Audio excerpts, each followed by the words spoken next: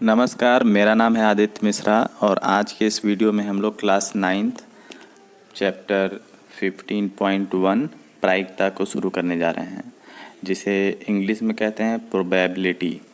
तो चलिए शुरू करते हैं। तो सबसे पहले हम जानते हैं प्रायिकता है क्या। प्रायिकता है क्या? आप देखिए, प्रायिकता जो है उसका मतलब होता है कि एक प्रकार से कहा जा सके संभावना प्रकट करना। संभावना प्रकट करना, प्रकट करना, ठीक है। अब उदाहरण के लिए आप मन में सोचिए कि आपसे एक टीचर ने पूछा कि क्लास में नेक्स्ट टाइम फर्स्ट कौन आएगा, तो आप उन्हीं बच्चों का नाम बताओगे जो बच्चे पहले से फर्स्ट आते रहे होंगे। मतलब कि अगर क्लास में मान लीजिए कुल मिला के 30 बच्चे हैं, कुल मिला के मान लीजिए क्लास में 30 बच्चे हैं, उसमें से पिछले 4 सालों में कोई लड़की बार बार फर्स्ट आ रही है, तो आप अगली संभावना उसी की बताओगे कि यही फर्स्ट आएगी। मतलब कि जो प्रायिकता लेसन है ये किसी घटना के होने की भविष्यवाणी करता है, वो भी एक अंदाजे से, ठीक है। तो उसी के बारे में हम पढ़ेंगे। इन सारे लेसन में हमें एक ही सूत्र लगभग यूज़ करना है। पहला ये कि कुल संभावना, कुल संभावना, और ऊपर रहेगा संभावित संभावना, संभावित संभावना। देखिए, अब समझिए मेरी बात को, ठीक है। कहने का मतलब है, हमने कह दिया कि एक इंडिया और पाकिस्तान, इंडिया और पाकिस्तान में क्रिकेट मैच हुआ। टोटल 10 बार हुआ, जिसमें से 8 बार इंडिया जीता है और 2 बार पाकिस्तान। तो कुल कितने परिणाम हैं? कुल परिणाम है 10 और इंडिया के जीतने के परिणाम कितने हैं? 8। तो अगर कोई कहे कि प्रायिकता बताइए कि इंडिया अगला मैच जीतेगा, तो 8/10, जिसको हम काट लेंगे, 2 चौकों 8, 2 पंचे 10, यानी 4/5।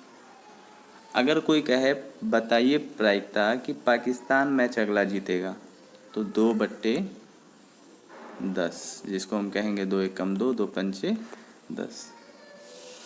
तो ये तरीका हो गया।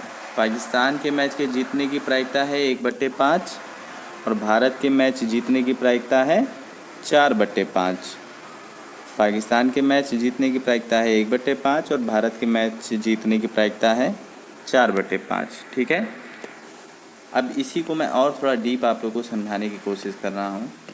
मान लीजिए कि यहाँ पर इंडिया है, ठीक है, और कोई कंट्री है ऑस्ट्रेलिया मान लीजिए, ठीक। तो टोटल ऑस्ट्रेलिया और इंडिया में 10 मैच हुए हैं, जिसमें से 7 इंडिया जीता है और 3 ऑस्ट्रेलिया जीता है। तो कोई कहता है कि इंडिया के मैच जीतने की प्रायिकता बताओ, तो आप क्या करोगे? इंडिया के मैच जीतने की प्रायिकता, जीतने की प्रायिकता, जीतने की प्रायिकता, ठीक है। इंडिया के मैच जीतने की प्रायिकता क्या हो जाएगी? 7/10, क्योंकि नीचे तो कुल संख्या लिखा जाता है, इन दोनों का योग है ना। तो कुल मिला के दोनों के बीच में जितने मैच हुए हैं उसको नीचे रखेंगे, ऊपर 7। अगर हम कहें इसको परसेंटेज में बदलो, प्रतिशत में बदलो, तो कितने प्रतिशत चांस है कि इंडिया मैच जीत जाएगा? तो 70% चांस है कि इंडिया मैच जीत जाएगा। 70% चांस है इंडिया मैच जीत जाएगा।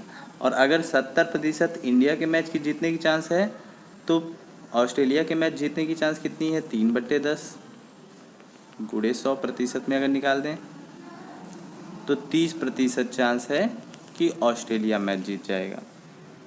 मतलब कि 30% चांस है कि ऑस्ट्रेलिया मैच जीत जाएगा और 70% चांस है कि इंडिया मैच जीत जाएगा। अब इसी पंक्ति में आगे बढ़ते हैं।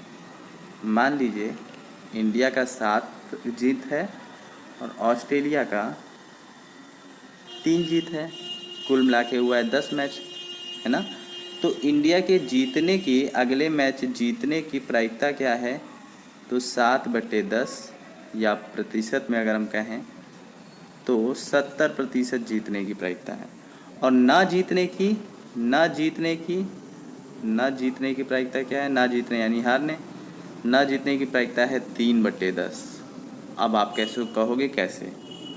भाई इंडिया के मैच नहीं जीतने की प्रायिकता मतलब कि ऑस्ट्रेलिया के मैच जीतेंगे, इंडिया मैच नहीं जीतेगा मतलब ऑस्ट्रेलिया। तो यही वाला उठा के रख दीजिए। और अगर आप ऐसे नहीं कर पा रहे हो तो ना जीतने के लिए सूत्र होता है 1 माइनस जीतना। बस आप ये कर दो तो ना जीतने का निकल जाएगा। यानी किसी भी चीज़ के ना होने की प्रायिकता 1 माइनस होने की प्रायिकता।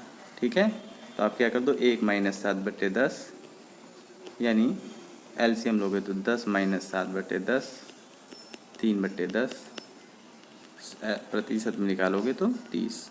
नहीं समझ में आया तो कोई बात नहीं, आप सूत्र बस याद कर लो। घटना के होने की प्रायिकता बराबर कुल संभावना और यहाँ पर अनुकूल संभावना। कुल मिला के आपको समझ में आ रहा होगा। और घटना के ना होने की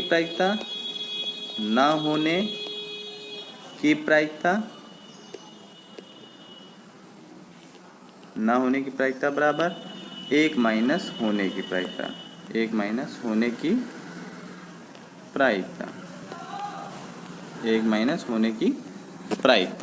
किसी भी चीज़ के ना होने की प्रायिकता बराबर 1 माइनस होने की प्रायिकता। तो आशा करता हूँ आप लोग को ये चीज़ समझ में आ गया होगा। तो चलिए अब अपने एक्सरसाइज पे शुरू करते हैं। और शुरू करने से पहले आप लोग मेरे चैनल को लाइक, शेयर एंड सब्सक्राइब ज़रूर कर दीजिए। तो देखिए पहला क्या है इसमें कि एक क्रिकेट मैच में एक महिला बल्लेबाज द्वारा खेली गई 30 में से 6 गेंदों पर उसने चौका मारा है। तो चौका ना मारे जाने की प्रायिकता। तो हमने कभी भी ना मारे जाने के लिए आपको क्या करने के लिए बोला है? ना मारे जाने के लिए 1 माइनस मारे जाने की प्रायिकता निकाल दीजिए। 1 माइनस मारे जाने की प्रायिकता। तो बताइए 1 मारे जाने की प्रायिकता क्या है? कुल कितनी गेंदें हैं? 30, जिनमें से चौका कितनी बार मारी है? 6 बार। अब 6 एकम 6, 6 पंचे 30 यानी बराबर आ गया 1 माइनस 1/5, जिसको आप एलसीएम लेके सॉल्व करोगे तो 5 माइनस 1/5, जिसको आप सॉल्व करोगे तो 4/5। 4/5 कितना आएगा? 4/5 कितना आएगा? 4/5 उत्तर हो गया, है ना। यानी 1 माइनस चौका मारने की प्रायिकता, ठीक है, चौका मारने की प्रायिकता ये है इसका सूत्र। खैर, तो समझ में आ गया होगा आप लोग को। अब देखिए प्रश्न नंबर 2 क्या है। प्रश्न नंबर 2 है कि 2 बच्चों वाले 1500 परिवारों की यादृच्छिकता चयन किया गया है। यादृच्छिकता का मतलब कि ऐसा नहीं है कि किसी स्पेशल लोग को चयन किया गया है, एकाएक उसमें से जो है चयन किया गया है ना। जैसे कि अगर आप आलू लेने जाते हो तो 2 तरह से आप लेते हो। एक तो आप यादृच्छिकता कहते हो कि तौल के दे दीजिए, तो आदमी दुकानदार क्या करता है, आपको आलू डायरेक्ट तराजू लगा के तौल के देता है। एक आप क्या करते हो, उसमें से चुनते हो, एक एक अच्छा छांटते हो। तो यहाँ पर जैसे यादृच्छिकता का मतलब लिखा होता है कि रैंडम मतलब कि एकाएक आपने किसी चीज़ को बिना जांचे परखे उठाया है। तो वैसे ही 1500 परिवार को यादृच्छिकता चुना गया है। अब चुनने के बाद उसमें देखा गया है कि लड़कियां हैं 475 ऐसे परिवार जहाँ पर 2 लड़कियां हैं। 814 ऐसे परिवार हैं जहाँ पर 1 लड़कियाँ हैं और 211 ऐसे परिवार हैं जहाँ 0 लड़कियाँ हैं। तो अब कह रहा है 2 लड़कियाँ हों, 2 लड़कियाँ हों तो कुल कितने हैं, पहले कुल कितने हैं 1500, तो कुल हैं 1500, सॉरी 1500 लिखना था 1800 लिखिए मैंने, तो कुल है 1500 और 2 लड़कियां वाला परिवार है 475। तो ये हो गया, इसको काट पीट लीजिएगा 5 के पहाड़े से, जो आएगा वो हो गया प्रायिकता किसका, एक परिवार में 2 लड़कियां होने की प्रायिकता। ठीक है, देखिए 19/16 आएगा। फिर है 1 लड़की हो, तो 1 लड़की हो, 1 लड़की होने के लिए क्या है 814/1500। भाई 1 लड़की होने के लिए कुल 1 लड़की वाले परिवारों की संख्या बटे कुल परिवारों की संख्या, तो कुल कितने परिवार हैं 1500। तो ये आ गया इस वाले का उत्तर, काट पीट लीजिएगा। तो यहाँ पर 1 परिवार वाले आ गए, काटने पीटने के बाद इस तरह से बनेगा। तीसरा है कोई भी लड़की ना हो, तो ऐसे 211 परिवार हैं जहाँ पर कोई भी लड़की नहीं है। ऐसे कितने परिवार हैं 211 परिवार हैं जहाँ पर कोई भी लड़की नहीं है, तो 211 बट्टे कितने 1500, 211 ऐसे परिवार हैं जहाँ पर कोई भी लड़की नहीं है। ठीक है, चलिए, तो प्रायिकता लेसन बहुत ही ज़्यादा इम्पॉर्टेंट, बहुत ही ज़्यादा मज़ेदार है, तो देखते रहिए। अगला है कि 9वीं कक्षा के 40 विद्यार्थियों से उनके जन्म का महीना बताने के लिए कहा गया और इस प्रकार से आंकड़े प्राप्त हुए। तो ये देखिए आंकड़े जो है मैं आपको बताता हूँ, यानी कि 9वीं कक्षा के जो 40 बच्चे थे, कुल कितने बच्चे हैं, कुल बच्चे हैं 40। तो 40 में से 3 बच्चों ने बताया कि उनका बर्थडे जनवरी के महीने में है, 4 बच्चों ने बताया कि फरवरी के महीने में है। ठीक है, 2 बच्चों ने बताया कि मार्च में है, फिर 2 बच्चों ने और बताया कि अप्रैल में है, 5 ने बताया कि मई में है। ठीक है, 6 ने बताया अगस्त के बारे में, 1 ने बताया जून, 2 ने जुलाई, 3 ने सितंबर, 4 ने अक्टूबर, 4 ने नवंबर और 4 ने दिसंबर। तो इस तरह से बताया। अब देखिए कह रहा है कि कक्षा में एक विद्यार्थी का जन्म अगस्त में होने की प्रायिकता क्या है। तो कुल कितने विद्यार्थी थे 40, अगस्त में जन्मे बच्चे कितने हैं, अगस्त में जन्मे बच्चे कितने हैं 6, बस यही करना है, 2 3 6, 2 20वां 40, तो 3/20, 3/20, 3/20। देखिए आ गया, कितना सरल है ना, कितना सरल है सोचिए। अब देखिए यहाँ पर प्रश्न नंबर 4 है कि 3 सिक्कों को एक साथ 200 बार उछाला गया है, तो यानी कुल संभावनाएं हो गई 200। ये चीज़ समझ लीजिए, 3 सिक्कों को उछाला गया है। अब 23 बार ऐसा आया है कि 3 के तीनों सिक्कों में चित्त आ गया है। मतलब सिक्कों को आप उछालोगे तो या तो इसमें चित्त और पट क्या होता है, चित्त होता है हेड, पट होता है। मान लो 3 सिक्कों को उछाले तो तीनों में हेड आ गया, ऐसा 3 बार हुआ। 200 बार आपने उछाला लेकिन ऐसा 3 बार हुआ कि तीनों में हेड आया। सॉरी 23 बार हुआ, आई एम सॉरी, 23 बार हुआ कि तीनों में हेड आ गया। ऐसे ही 2 में हेड आया और 1 में बचे हुए में टेल आया होगा, ऐसा 72 बार हुआ। अब 1 में टेल आया है ना, 1 में हेड आया और बाकी 2 में टेल आया, ऐसा कितना बार हुआ 77 बार हुआ। और तीनों में टेल आ गया मतलब कोई भी चित्त नहीं आया, ऐसा हुआ टोटल 28 बार।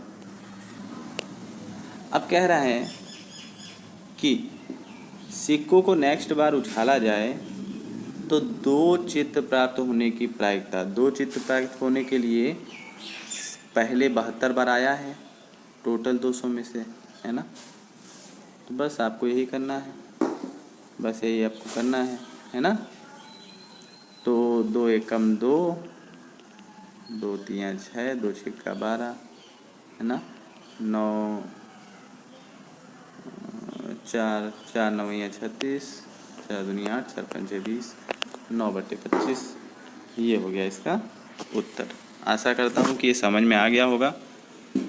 अब प्रश्न नंबर 5 से आप लोगों को कल बताया जाएगा। आज के लिए बस इतना ही। Thank you, have a nice day, God bless you all.